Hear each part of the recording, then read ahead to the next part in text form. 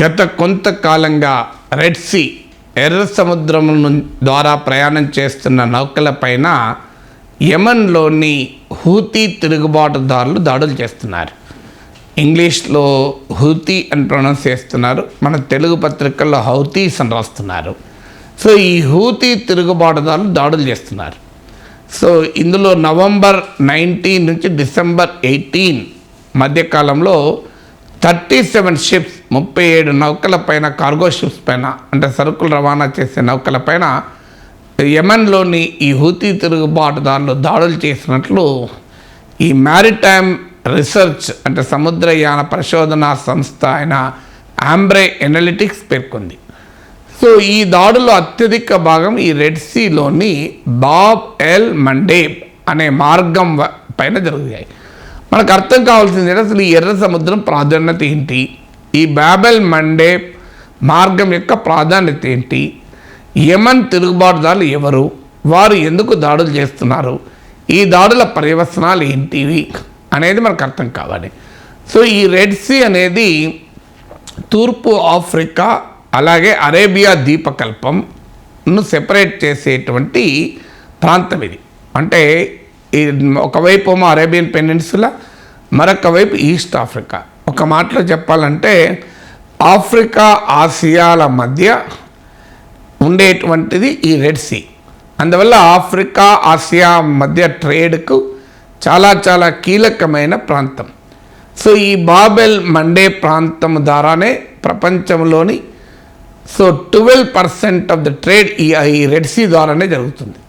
So ఈ Babel Monday మార్గము అటు గల్ఫ్ ఆఫ్ ఆడన్ ద్వారా అటు అరేబియన్ సీకి ఇటు హిందూ మహాసముద్రాన్ని లింక్ చేస్తాయి.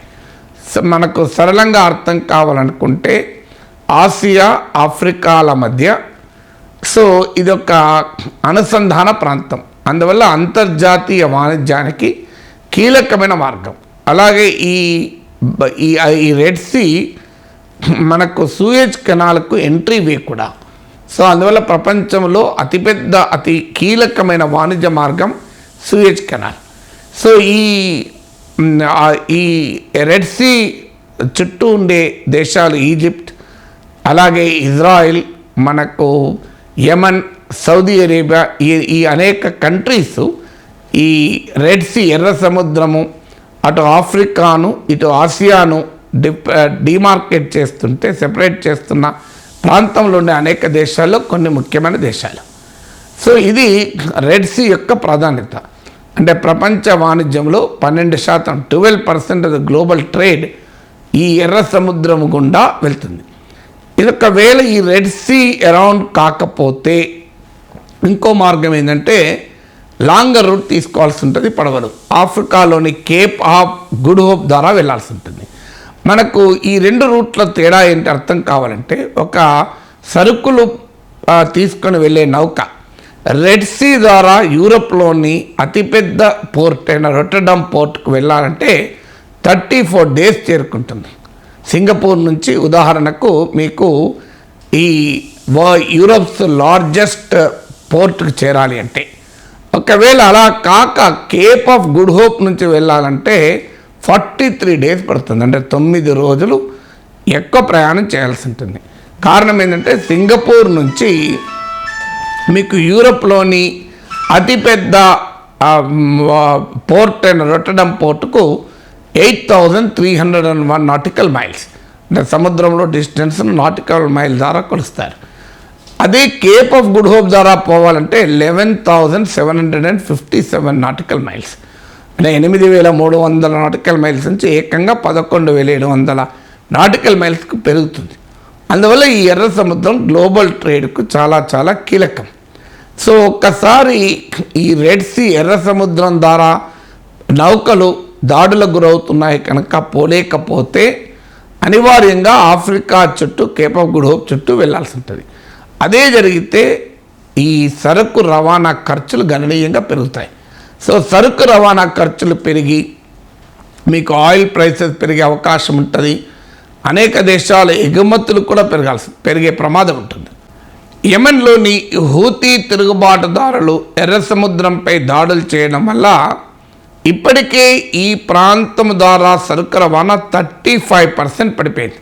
అనేక ప్రముఖ షిప్పింగ్ కంపెనీలు తమ నౌకా రవాణా ఈ ఎర్ర సముద్రం ద్వారా, రెడ్ సీ ద్వారా తమ ట్రేడ్ ఆపేశారు. కారణం ఏంటంటే మీకు ట్రాన్స్పోర్ట్ కాస్ట్ పెరుగుతుంది, ఇన్సూరెన్స్ కాస్ట్ పెరుగుతుంది. ఏ రకంగా చూసినా ఈ ప్రాంతం ద్వారా వెళ్ళడం సేఫ్టీ కాదు. దూరం ద్వారా మళ్ళీ సుదూర మార్గం ద్వారా వెళ్ళాలంటే ఖర్చులు పెరిగిపోతాయి. సో అందువల్ల ప్రపంచ వాణిజ్యానికే ఒక సవాల్గా యెమెన్లోని హూతీ తిరుగుబాటుదారులు ఎర్ర సముద్రం ద్వారా ప్రయాణం చేస్తున్న నౌకలపైన దాడులు ఇలా ప్రపంచానికి వాణిజ్యానికి ఒక సవాల్గా మారాయి. ఇక హూతీ తిరుగుబాటుదారులు ఎవరు, వారు ఎందుకు ఈ దాడులు చేస్తున్నారు? హూతీ తిరుగుబాటుదారులు యెమెన్లోని కొన్ని ప్రాంతాలను ఆక్రమించుకున్న తిరుగుబాటుదారులు. ఈ సంస్థ వాస్తవంగా అన్సర్ అల్లా అంటారు. ఈ సంస్థ అన్సర్ అల్లా, కానీ పాపులర్గా హూతీ అని అంటారు. కారణం ఏంటంటే వారి నాయకులైన బదర్ అల్-దిన్ అల్-హౌతీ, హుస్సేన్ అల్-హౌతీల పేరు మీద ఈ అన్సర్ అల్లా తిరుగుబాటుదారులకు హూతీ తిరుగుబాటుదారులుగా పేరుగాంచాయి. వీరు గత కొంతకాలంగా సౌదీ అరేబియా దాడులు ఎదుర్కొంటూ వస్తున్నారు అనేక సంవత్సరాలుగా. సో యెమెన్లోని ఈ హూతీ తిరుగుబాటుదారులకు ఇరాన్ మద్దతు ఇస్తోంది. ఎందుకంటే వీరు ఇరాన్కు సన్నిహితులు, సౌదీ అరేబియాకు వ్యతిరేకం. సో హూతీ తిరుగుబాటుదారులు యెమెన్లో ప్రామినెంట్గా ఉండడం అనేది కీలకమైన అంశం. సో ఈ బాబ్ ఎల్ మండేబ్ ఈ ప్రాంతము పైన ఒకప్పుడు బ్రిటన్ ఈ ప్రాంతం ద్వారా రెడ్ సీ ద్వారా వెళ్ళే నౌకలకు రక్షణ కల్పించేది. కారణం అంటే ఈ ప్రాంతంలో ఉన్న ఐలాండ్ ఆఫ్ పెరిమ్, దీని మయూమ్ ఐలాండ్ అంటారు. ఈ ఐలాండ్ బ్రిటన్ కంట్రోల్లో ఉండే కనుక బ్రిటన్ ఈ రెడ్ సీలోని బాబెల్ మండే ప్రాంతం ద్వారా వెళ్ళే వాణిజ్యానికి రక్షణ కల్పించేది. ఈ బాబెల్ ఎల్ మండేబ్ అనేది వెరీ న్యారో మార్గం, నారోయెస్ట్ పార్ట్లో కేవలం 29 కిలోమీటర్ల విడ్త్ మాత్రమే ఉంటుంది. అంత నారో రూట్ ఇది. సో అందువల్ల చాలా సులభంగా ఈ రూట్ను దాడులు చేసి ఆపేయచ్చు. రూట్ వైడ్గా ఉంటే దాడులు కష్టమవుతుంది. సో నారోయెస్ట్ పార్ట్లో 29 కిలోమీటర్స్ మాత్రమే ఉంది బాబెల్ మండేబ్ రూట్లో. అందువల్ల యెమెన్ తిరుగుబాటుదారులు సులభంగా దీన్ని ఆపగలుగుతున్నారు, దాడులు చేయగలుగుతున్నారు. సో 1967 వరకు బ్రిటన్ ఈ మయూమ్ దీవుల పైన ఆధీనంలో ఉండడం వల్ల ఈ ప్రాంత నౌకా రవాణాకు సెక్యూరిటీ కల్పించేది. కానీ 1967 తర్వాత ఈ ఐలాండ్ ఆఫ్ పెరిమ్ లేదా మయూమ్ దీవులు సౌత్ యెమెన్లో, దక్షిణ యెమెన్లో భాగమయ్యాయి. 1990లో సౌత్ యెమెన్ అనేది లేకుండా యెమెన్ యూనిఫై అయింది, ఒకే దేశంగా మారిపోయింది. సో యెమెన్ ఏకీకరణ తర్వాత ఈ యెమెన్లోని హూతీ తిరుగుబాటుదారులు పోరాడుతూనే ఉన్నారు. వీళ్ళు రిబెల్స్. సో ఒక దశలో వీళ్ళు సౌదీ అరేబియాలోని అతిపెద్ద ఆయిల్ కంపెనీ ఆరామ్కోపై కూడా అటాక్ చేయగలిగారు. సో వీరికి ఇరాన్ మద్దతు ఉండడం వల్ల వీరికి రాకెట్లు, క్షిప్ మిసైల్స్, అలాగే డ్రోన్లు ఇలాంటి సాంకేతిక పరిజ్ఞానం కూడా ఉంది. సో ఈ హూతీ తిరుగుబాటుదారులు ఈ బాబ్ ఎల్ మండేబ్ ట్రేడ్ రూట్ను ఈజీగా టార్గెట్ చేయగలుగుతున్నారు. కారణం ఏంటంటే వీళ్ళు 2015లో ఈ బాబెల్ మండే ప్రాంతానికి 250 కిలోమీటర్ల దూరంలో ఉన్న యెమెన్లోని ఒక పోర్టును ఆక్యుపై చేసుకోగలిగారు. దాంతో రెడ్ సీకి దగ్గరగా బాబెల్ మండే మార్గానికి దగ్గరగా యెమెన్ తిరుగుబాటుదారులు రాగలిగారు. అందువల్ల వారు సులభంగా రెడ్ సీలో జరిగే ట్రేడ్ను ఆపగలుగుతున్నారు. మరి ఎర్ర సముద్రంలో వెళ్ళే వాణిజ్య నౌకల్ని ఎందుకు దాడి చేస్తున్నారు వీరు అంటే దానికి కారణం ఇజ్రాయిల్ హమాస్ యుద్ధం. ఇజ్రాయిల్ హమాస్ల మధ్య యుద్ధము ఎక్స్పాండ్ అవుతుంది అని అయ్యే ప్రమాదం ఉందని మనం చాలాసార్లు చెప్పుకున్నాం. ఇరాన్ గాజాలోని హమాస్కు మద్దతుగా వచ్చింది, లెబనాన్లోని హిజ్బుల్లా కూడా మద్దతుగా వచ్చింది. సో ఈ లెబనాన్ నుంచి హిజ్బుల్లా మద్దతుగా వచ్చినా కూడా ఇజ్రాయిల్ లెబనాన్ బార్డర్లో యుద్ధం తీవ్రతరం కాలే. ఎందుకంటే ఇజ్రాయిల్ గాజా పైన కేంద్రీకరించింది, హిజ్బుల్లా కూడా ఒక దశ దాటి దాడులు ఇజ్రాయిల్పై చేయలే. చాలామంది అనుకున్నది ఏంటంటే లెబనాన్ ఇజ్రాయిల్ సరిహద్దున యుద్ధం తీవ్రతరమైతే అనుకున్నారు, కానీ అది జరగలేదు. కారణం ఇజ్రాయిల్ హిజ్బుల్లాలు కూడా కొంత సంయమనం పాటించాయి. కానీ 100 కిలోమీటర్ల దూరంలో యమన్లోని హూతీ తిరుగుబాటుదారులు హమస్లో గాజాలోని పాలస్తీనీలకు మద్దతుగా ఇజ్రాయెల్ పైన అటాక్స్ మొదలుపెట్టారు. మొదట్లో వాళ్ళు ఇజ్రాయెల్ పైన అటాక్ చేయడం మొదలుపెట్టినా అది చాలా దూరం కనుక ఇబ్బంది. తర్వాత వారు గమనించింది ఏంటంటే ఇజ్రాయెల్ పైన ఒత్తిడి తేవటానికి ఈ ఎర్ర సముద్రంలోని ట్రేడ్ టార్గెట్ చేస్తే తమ పాలస్తీనాలకు మద్దతుగా ఉంటారని భావించి మొదట్లో ఇజ్రాయెల్కు చెందిన కమర్షియల్ షిప్స్ని మేము టార్గెట్ చేస్తాం, ఎందుకంటే ఇజ్రాయెల్లోని సదరన్ పోర్ట్ నుంచి ఎర్ర సముద్రం మీదుగానే ట్రేడ్ జరుగుతుంది. మొదట్లో ఇజ్రాయెల్ నౌకల్ని టార్గెట్ చేస్తామన్నారు, అలాగే ఇజ్రాయెల్కు మద్దతు ఇచ్చే దేశాల నౌకల్ని టార్గెట్ చేస్తామన్నారు. కానీ ఇప్పుడు విచక్షణ రహితంగా అన్ని రకాల నౌకలను టార్గెట్ చేస్తున్నట్లు వార్తలు వస్తున్నాయి. కారణం ప్రపంచం పైన ఒత్తిడి తేవడం, అందరూ కలిసి ఇజ్రాయెల్ పైన ఒత్తిడి తేవాలన్నది ఇప్పుడు హూతీల వ్యూహంలాగా కనబడుతోంది. సో అందువల్ల ఇజ్రాయెల్ గాజా యుద్ధం యొక్క ప్రకంపనలుగా రెడ్ సీ పైన యమన్ తిరుగుబాటుదారుల దాడులు మనం చూడాలి. ఇక దీనికి ఈ ప్రపంచం ఎలా రెస్పాండ్ అయింది? వెంటనే రెస్పాండ్ అయింది అమెరికా. ఎందుకంటే ఇజ్రాయెల్కు గట్టి మద్దతుదారులు ఇజ్రాయెల్ గాజాపై జరుపుతున్న విచక్షణ రహిత దాడుల్ని అమెరికాలోని బైడెన్ ప్రభుత్వం సమర్థిస్తోంది. అందువల్ల అమెరికా 10 దేశాల సంకీర్ణాన్ని, సముద్రయాన సంకీర్ణం మ్యారిటైమ్ కోయలిషన్ నిర్మించి ఆ 10 దేశాలకు చెందినటువంటి వార్షిప్స్ రెడ్ సీలో పెట్రోలింగ్ చేస్తూ ఈ నౌకలకు, కార్గో షిప్స్కు, సరుకు నౌకలకు రక్షణ కల్పిస్తామని మొదలుపెట్టారు.